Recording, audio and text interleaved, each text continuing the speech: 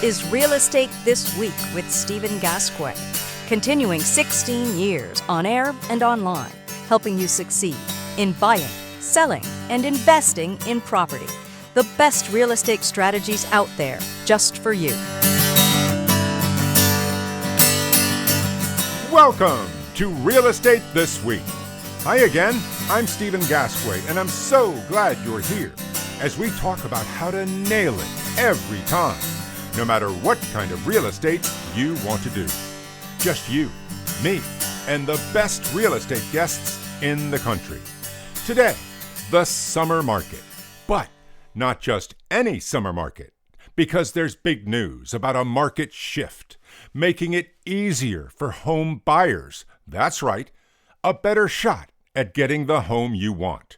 It's not happening everywhere, but it is happening. So, let's go straight to Dallas, Texas, where home buyers are finding plenty of houses on the market, and less competition, too. Joining us now is Leslie Rouda Smith, the 2022 president of the National Association of Realtors. Leslie is a broker associate at Dave Perry Miller Real Estate in Dallas. She previously served as the chair at the Texas Realtors, where she also received a couple of big honors, their Distinguished Service Award and Realtor of the Year. Leslie, welcome to Real Estate This Week. Thank you. It's always a pleasure to be with you, Stephen. I am so glad you are here. And so, Leslie, first of all, how's business in Dallas? Well, it's hot here because it is summer, but the inventory is surging. And I will say, though, in May of this year, we saw it's between a 13 to 53% jump in available homes. But that's because when you look at all of Dallas-Fort Worth, there are so many different communities, suburbs, and things. I mean, it is one of the largest metropolitan areas in the country. So you can imagine that what might be over here might not be the same over there. That's why the range is so high. But prices are cooling some in Dallas County, and the median sale price dropped about 5.5% year over year. But we have a balanced market that's emerging, and around 66% of our homes are selling below list price, which is very interesting. Days of market have gone up a little bit, and definitely a shift from the previous frenzy that we all know about a few years ago. But luxury is still showing some resilience, which is awesome because that's an important segment of our profession as well. So Dallas is doing great. The market is still doing well. We're happy. We have weeks that are busier than others, but nothing to complain about. Excellent. And Leslie, let me ask you about that, because I must say you're the first real estate professional I've talked to who says that inventory is rising substantially. So tell me, that really changes the dynamic. For one thing, as you said, prices are not continuing to go up, up, up. And for another thing, both the seller and the buyer have some say in negotiations. Tell us about that. Well, certainly increased inventory means that we have more choices and fewer bidding wars. It's outside of the high demand micro markets that I was just mentioning. But no, there's obviously when there's more inventory, you don't get into these crazy bidding wars where people are overpaying for a home and then having remorse 2 years later, and then they can't sell it for what they bought it for in the frenzy of the market. So it's a good thing. But, multiple offers are still happening, particularly on move-in ready homes in coveted areas. And we all have those all over the United States, but it's less intense overall. It's not, like 20 to 50 offers coming in. We're not seeing anything like that. But there are some multiple offers cases, and we've had some recently ourselves. Interesting, Leslie. And so let me ask you about speed. How quickly does a good house at a good price go under contract? Well, of course, if it is well priced and in good condition, you could expect 3 weeks, to get a contract on average. High demand homes are going to go faster. High demand, meaning the ones that are priced right, good location, and sale ready or move-in ready, as some people call it. And that certainly makes a huge difference, especially if someone is moving here from someplace else and they do not have time to fix a home up. There are always the ones that are looking for a fixer upper. And then you also run into two investors that are looking to buy, and they're going to buy more on a wholesale price. So you might not get what you're asking for if you don't have your home in move-in ready. So it depends on the audience that you are trying to get to buy your home, or for you as a buyer to buy. What is your intention? Is it for you, or is it for an investment? Because that will vary on price and condition. I see. And Leslie, I've got to tell you, this is absolutely fascinating. I could even say it's jaw-dropping to see that much inventory coming on the market. And so a question about that. You said a good house at a good price would go under contract in 3 weeks, not 3 days and not 3 hours like it used to be. Right. I mean, I would say starter and mid-tier homes, they're softening about a 3% drop, but the upper tier is still gaining modestly. And that would be, the price trajectory. So there's something out there for everyone. Interest rates are still a little higher than a lot of people would like them to be. But hey, if you're someone like me, who I thought the best interest rate I was ever going to get was 10.5% years ago on a refinance, I think the interest rates are not so bad. Plus, the other thing to look at when it comes to interest rates is, are you better off paying rent? And then what do you have when you move out versus pay whatever the interest rate is now and refinance if and when they come down? And so, Leslie, here we are in the summer market of 2025. Let's tell everyone what they need to know if they plan to buy or sell this summer, beginning with home buyers. If I want to buy a house in Dallas this summer, Leslie, what should I be doing right now to get ready? Well, I would get pre-approved because that is essential to complete that task. Polish your credit. You need to reduce existing debt and save for down payment and reserves. Monitor rates and the market. With the rates, still relatively high in most people's minds, locking in is probably wise, but I would definitely consult with a mortgage professional and work with an agent who understands, the local hotspots like the inner urban areas, the suburbs, builder inventory. So having a good realtor to work with will help you get through the steps that you need to do to prepare to either buy or sell. Interesting. And Leslie, let me ask you about my personal priorities here. If I were to buy a place in Dallas, I would like it to be within 2 blocks of one of the best barbecue restaurants in America. We can make that happen. Or we'll start our own. There you go. And so, Leslie, also, what about those new rules in American real estate, the ones that involve commissions? Mm-hmm. I mean, until last year, typically, sellers would pay both their own agent and the buyer's agent as well. But what about now? Has all that changed?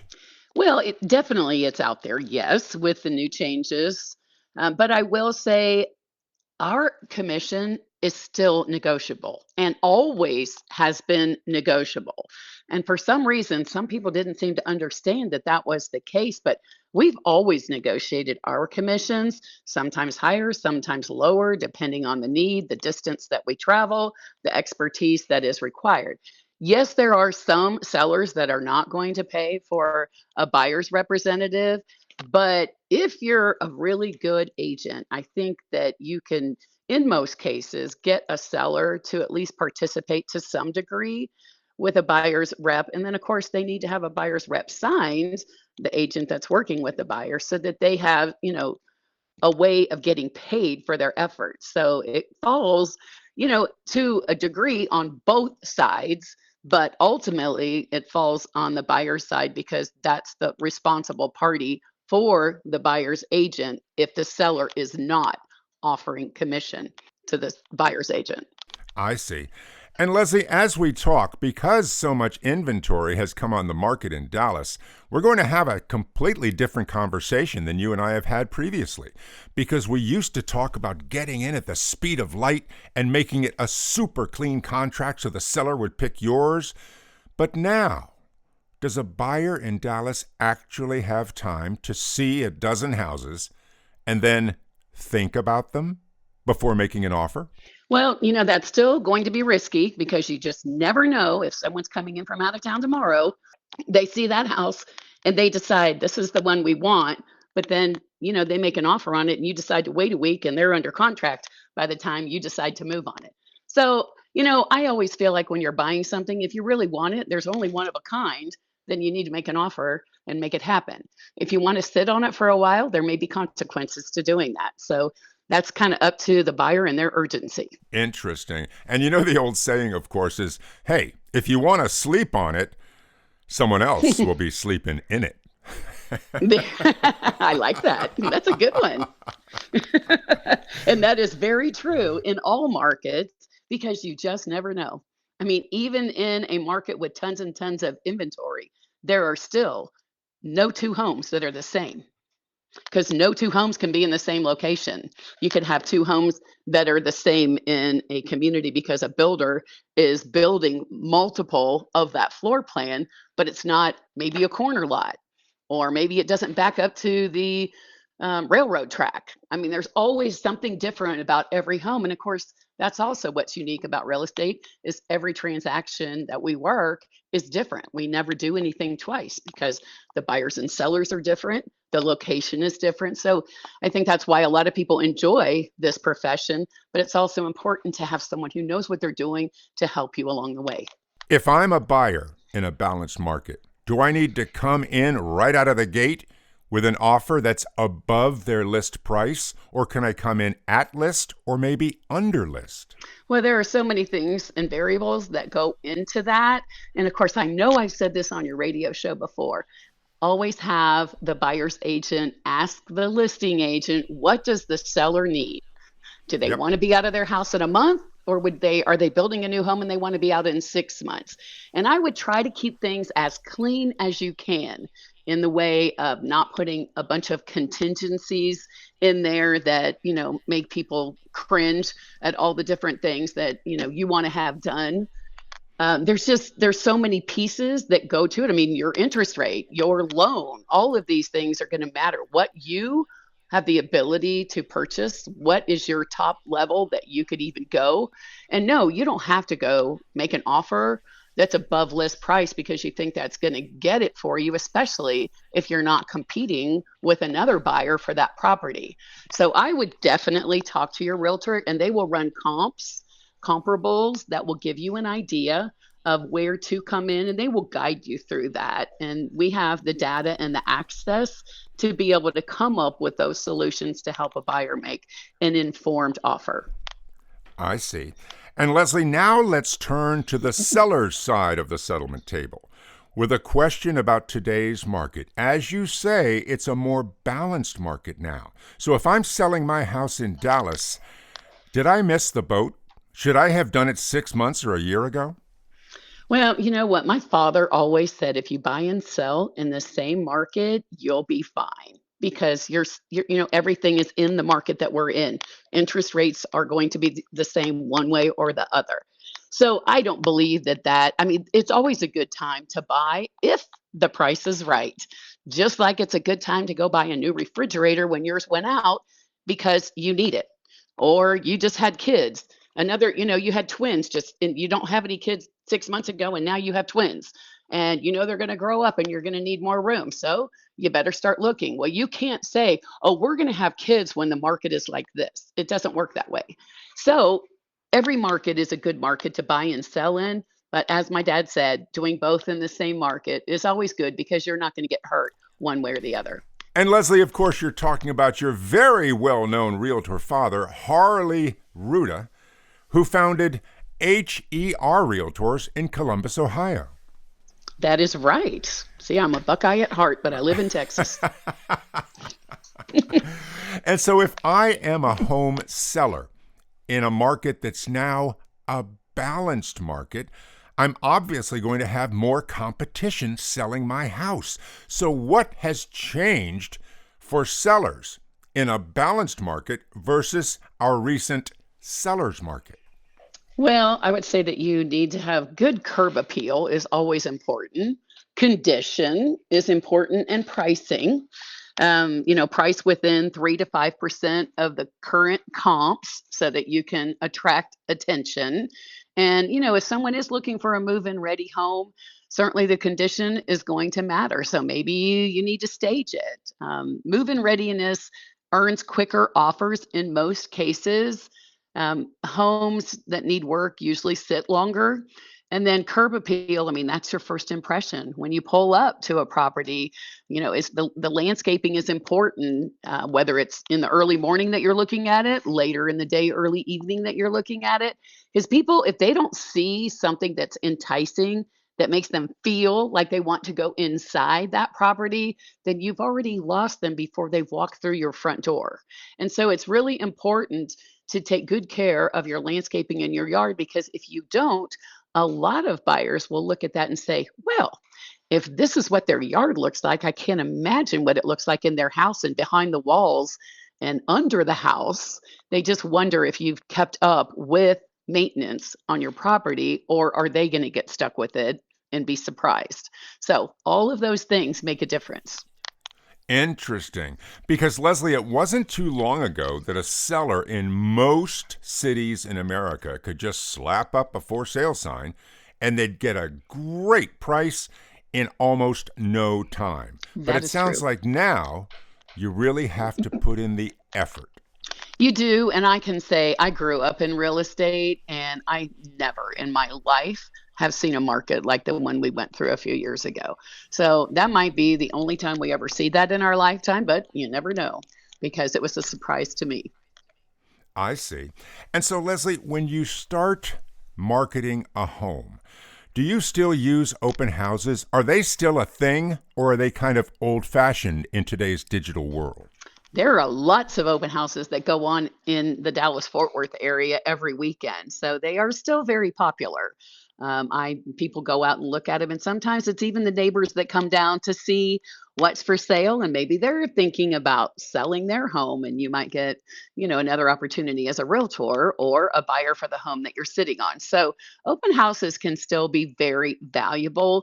I think the number one thing with realtors is safety is very important, and obviously we need to make sure that it stays that way. Absolutely. And Leslie, another dynamic that may have changed that I'd like to ask you about. It wasn't too long ago that if I sold my house, man, it would sell right away. But then finding my next place could take so long, I'd end up in a hotel. But I bet that's not happening now that you have so much more inventory on the market. That's true. I mean, I would doubt that too many people would need to find a hotel unless you are building a home. That sometimes takes a little longer, and sometimes and usually takes longer than you think it's going to take. I mean, that's just like moving. Moving always seems to take longer than you think it will take. Only one more load. Oh no, I think it's two more. And it's just always like that. But like I said, if you buy and sell in the same market and you work with a great realtor who knows their market and they know the comps in the market and all the important things that you need to know to make an informed decision, you should be fine. I can't imagine that you wouldn't be, but I do think it's very important to work with a realtor who has expertise in the area that you are listing or buying in, either one. Excellent. Excellent. So, Leslie, to sum it up for both buyers and sellers in the summer of 2025, beginning with buyers, is this a good time to make your move and buy a home? Yes, prices are stabilizing and cooling, inventory is up, and the bargaining power is shifting in the buyer's favor. So, yes, a great time to buy. Excellent. And what about for sellers? Is this still a good time to sell my house? Absolutely. Homes can still sell well, but you must be realistic and strategic on your price and your presentation. And that's what a good realtor can help you do. Well, Leslie, I really want to thank you for being on the show today, because not only do you bring great strategies and advice to everyone listening. You're also telling us about a shift in the market in one of the biggest real estate markets in America, in that with more houses coming on the market in Dallas, it's becoming a balanced market, which we have not seen for a decade. I would agree. The market is definitely rebalancing and offering opportunities for both sides, for buyers and sellers who are informed and prepared. Excellent. And Leslie, again, thank you for being with us today and walking us through buying and selling homes in the summer of 2025. Thank you, Stephen. Always a pleasure. Very welcome. The pleasure is all ours. Leslie Rouda Smith, the 2022 president of the National Association of Realtors, a broker associate at Dave Perry Miller Real Estate in Dallas. Leslie previously served as the chair of the Texas Realtors, where she also received a couple of big honors, their Distinguished Service Award and Realtor of the Year.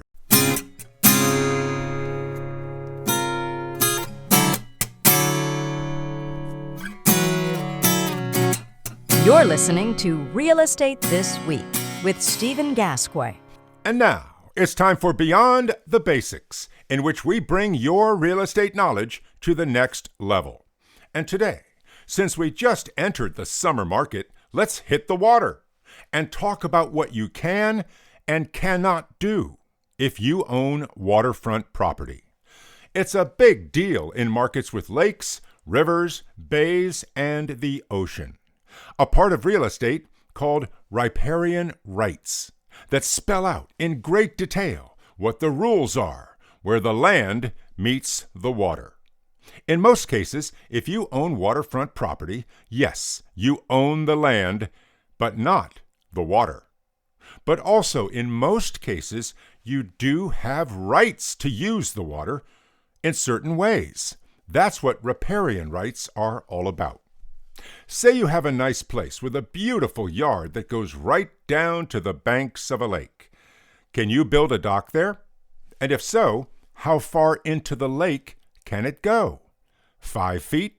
50 feet? And can you dock your boat there and maybe install a boat lift to raise it up out of the water? How about a diving board or a water slide for the kids?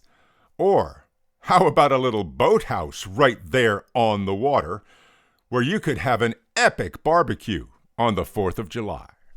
So many questions that require that you know your riparian rights. They'll be spelled out either by the municipality or your HOA community, or maybe even the U.S. Corps of Engineers. It all depends where the water is. But no matter where it is, the rules will be clear and all spelled out. And you need to know those rules before you buy waterfront property or start building anything in the water. Say that you find a place that has no dock at all. Can you build one? Check the rules. Or you find a place that already has a dock. Okay, but you'd like to put a big swimming raft way out, say 30 or 40 feet. Is that okay? Check the rules. And by the way, it's not just what you can build, it's what it's made of.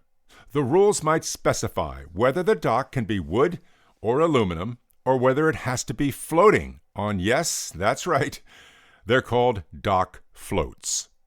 It's really just normal. I mean, if you buy a condominium, you need to know if you can rent it or not.